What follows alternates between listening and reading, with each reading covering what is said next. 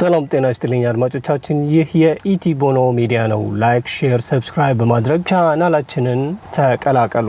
የዕለቱን ዜና ይዘንላችሁ ቀርበናል። በቅድሚያም አርዕስተ ዜና። የአዲስ አበባ ከተማ አስተዳደራዊ ወሰን የታሪክ አበቃቀልና የባህል ባለቤትነትን በተመለከተ በፖለቲካዊ ህጋዊና ማህበራዊ መድረኮች ላይ የሚደረጉ ውይይቶችና ክርክሮች በተለያየ ጊዜ እንደ አዲስ እየተነሱ ከፍተኛ ውዝግብ ሲፈጥሩ ይተሰማሉ።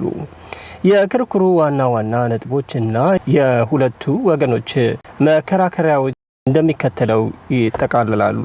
የኦሮሚያ ክልል ባለቤትነት የሚደግፉ ወገኖች መከራከሪያ ታሪካዊና መሬታዊ መነሻ ከመመስረቷ በፊት የኦሮሞ ህዝብ በተለይም የቱሉማ ኦሮሞ ይኖርባት ነበረች፣ የኦሮሞ ህዝብ ናቸው የሚል እምነት አላቸው ይላል። ሌላው ህገ መንግስታዊ ድንጋጌ በኢፌዴሪ ህገ መንግስት አንቀጽ 95 ላይ የተጠቀሰውን የኦሮሚያ ክልል በአዲስ አበባ ላይ ያለው ልዩ ጥቅም የሚለውን ድንጋጌ በማንሳት ከተማዋ የኦሮሚያ ክልል መካከል የሚገኝ ደሴት በመሆኗ እና የክልሉ ዋና ከተማ ሆና ስታገለግል በመቆየቷ የኦሮሚያ አካል ወይም ልዩ ግንኙነት ያላት መሆን አለባት ይላሉ። ሌላው የከተማዋን ራሷን የቻለች የሁሉም ኢትዮጵያውያን መሆን የሚደግፉ ወገኖች መከራከሪያ እንደሚከተለው ይዘንላችሁ ቀርበናል። የህዝብ ብዛትና ዲሞግራፊ አዲስ አበባ ከተማ ባለፉት ከአንድ ክፍለ ዘመን በላይ በነበራት እድገት የሁሉም ኢትዮጵያዊ ብሔረሰቦች ህዝቦች አብረው የኖሩባት የተቀላቀለ ባህልና ህብረ ብሔራዊ ማንነቷ ያዳበረች ከተማ ናት የሚል መከራከሪያ አቅርበዋል።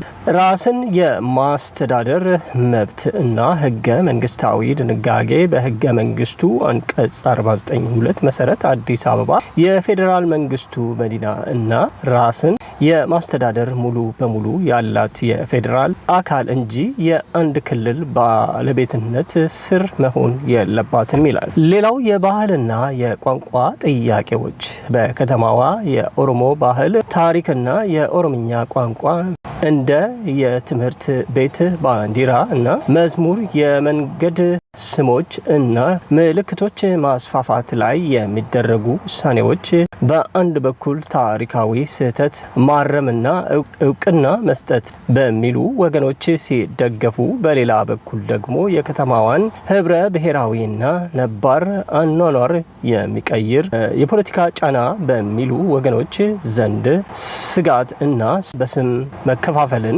ይፈጥራል ብለዋል።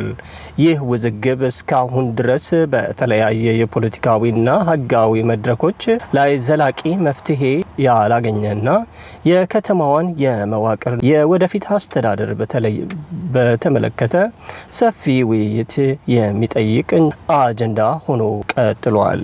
ሌላው ወደ መቀሌ ከተማ ስናመራ በዙሪያዋ ድንገተኛ የድሮን ጥቃት መፈጸሙ ተገለጸ። በጥቃቱ በሰዎች ህይወት፣ በአካልና በመሰረተ ልማቶች ላይ ጉዳት መድረሱ ተስፋፍቷል። የአካባቢው ነዋሪዎች በፍርሃት ውስጥ እንደሚገኙና የድንገተኛ ጊዜ እርዳታ ሰጪዎች በቦታው ተሰማርተው እንቅስቃሴ እያደረጉ እንደሆነ ተጠቅሷል። ሌላው ዛሬ በተሰማው ዘገባ መሰረት በትግራይ ክልል መዲና መቀሌ ከተማ አቅራቢያ ባሉ ቦታዎች ላይ የድሮን ጥቃት ተፈጽሟል። የአይን እማኞች እንደገለጹት ከሆነ በጥቃቱ ወቅት ከባድ ድምጽ የተሰማ ሲሆን በተወሰኑ የመኖሪያና የአገልግሎት መስጫ ቦታዎች አካባቢ ጭስ ሲወጣ ታይቷል ብለዋል። ጥቃቱን ተከትሎ የተወሰኑ የህዝብና የግል ንብረቶች ላይ ጉዳት የደረሰ ሲሆን በሰዎች ላይ ስለደረሰው ጉዳት ትክክለኛው ቁጥር ለማወቅና አጠቃላይ የጉዳቱን መጠን ለማጣራት ጥረት እየተደረገ ይገኛል። የሕክምና ባለሙያዎችና ወደ ሕክምና የድንገተኛ አደጋ ተጎጂዎች ተቋማት ለማጓጓዝና አስፈላጊውን እርዳታ ለመስጠት በስራ ላይ እንደሚገኙ ተገልጿል።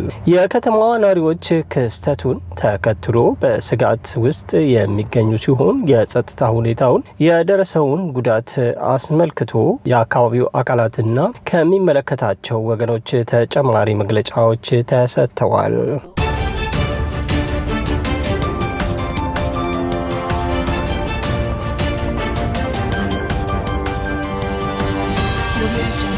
ሌላው የኢትዮጵያና ኤርትራ አወዛጋቢ ድንበር አካባቢዎች እንዲሁም በሰሜን ኢትዮጵያ ከቅርብ ጊዜ ወዲህ ከፍተኛ የጦር እንቅስቃሴና የዲፕሎማሲ ውጥረት እየታየ ይገኛል። ሌላው የድንበር ማቋረጥና ወታደራዊ እንቅስቃሴ የኤርትራ ወታደራዊ አዛዦችና የጦር መሳሪያዎች በድንበር አቅራቢያ ባሉ እንደ ዛላንበሳ ባሉ ቦታዎች የድንበር መስመር አልፈው መንቀሳቀሳቸውንና እንቅስቃሴዎችን ማድረጋቸው የሚገልጹ መረጃዎችና ምስሎች ወጥተዋል። ሌላው የኢትዮጵያ መንግስት ክስና መግለጫ። የኢትዮጵያ የውጭ ጉዳይ ሚኒስትር የኤርትራ ጦር በኢትዮጵያ ግዛት ላይ ወታደራዊ እንቅስቃሴ ማድረጉንና ግዛት መያዙን በመጥቀስ ከኢትዮጵያ ግዛት በአስቸኳይ እንዲወጣ ጥሪ አቅርበዋል። ሌላው የቀጠናው የፖለቲካ ጥምረት ውጥረት የኤርትራ መንግስት በሰሜን ኢትዮጵያ ከሚንቀሳቀሱ የተለያዩ የታጠቁ ኃይሎችና ቡድኖች ጋር ድጋፍና ወታደራዊ ግንኙነት አለው በሚል በኢትዮጵያ መንግስት በኩል ክስ ይቀርብበታል። ሌላው የዓለም አቀፍ ማህበረሰብ ስጋት የተባበሩት መንግስታት ድርጅት፣ የአውሮፓ ህብረትና የአፍሪካ ህብረት ሁለቱ ሀገር መካከል ያለው የቃላት ውጊያና ወታደራዊ እንቅስቃሴ እንደገና ወደ ከፍተኛ ግጭት እንዳይቀየር ስጋታቸውን በመግለጽ በሰላማዊ መንገድ በውይይት እንዲፈታ ጥሪ እያቀረቡ ይገኛሉ። ሌላው በመካከለኛው ምስራቅ ያለው ግጭት ከፍተኛ ደረጃ ላይ መድረሱ በኢራን፣ እስራኤልና አሜሪካ መካከል ያለው የቃላትና ወታደራዊ ዝግጅት ውጥረት ከጊዜ ወደ ጊዜ እየጨመረ መምጣቱ ተዘግቧል። የአሜሪካ ወታደራዊ ዝግጅትና ማስጠንቀቂያ። አሜሪካ በእስራኤል ላይ ሊሰነዘር የሚችልን ጥቃት ለመከላከልና በቀጠናው ያሉትን አጋሮቿን ለመጠበቅ ተጨማሪ የጦር መርከቦችን፣ የአየር ኃይል ስብስቦችን ወደ አካባቢው አሰማርታለች። ሌላው የኢራንና የእስራኤል የዛቻ ልውውጥ ሁለቱ ሀገራት በቀጥታም ሆነ በተዘዋዋሪ አቪዬሽንና አየር ክልልን በሚነኩ እርምጃዎች ጨምሮ ከፍተኛ የአስቸኳይ ጊዜ ዝግጅት ላይ ይገኛሉ።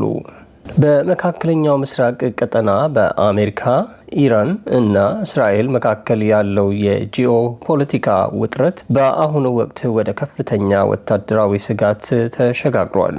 ሌላው የአሜሪካ አቋም እና የኃይል ስብስብ የዋሽንግተን አስተዳደር የቴሄራን እንቅስቃሴዎችን በጥብቅ እየተከታተለ በመሆኑ ገልጿል። በክልሉ የሚገኙ የአሜሪካ ጦር ሰፈሮችና እስራኤል ላይ ጥቃት ከተሰነዘረ ምላሽ ለመስጠት ዝግጁ መሆኑን አስታውቋል። ለዚህም ሲባል የጦር መርከቦችንና የጥቃት አውሮፕላኖችን በቅርብ ርቀት አሰማርተዋል።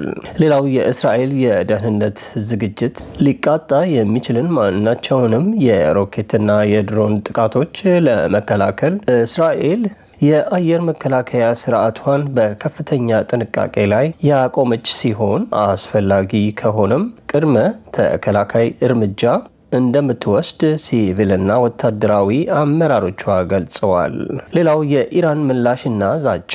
ኢራን በበኩሏ የሉዓላዊነቷ መደፈር ወይም በባለስልጣኖቿ ላይ የሚፈጸም ማንኛውም እርምጃ ከባድ ዋጋ እንደሚያስከፍል በማስጠንቀቅ በክልሉ ያሉትን አጋር ኃይሎች ዘንግ የሚባሉትን በማስተባበር ላይ ትገኛለች። ሌላው የዲፕሎማሲ ጥረቶች የተለያዩ የዓለም ሀገራትና የአረብ ሊግ አባላት ግጭቱ ወደ ሙሉ የክልል ጦርነት እንዳያድግና የቀጠናውን ሰላም አደጋ ላይ እንዳይጥል በመስጋት የሰላም እና የውይይት ጥሪዎችን እያቀረቡ ይገኛሉ።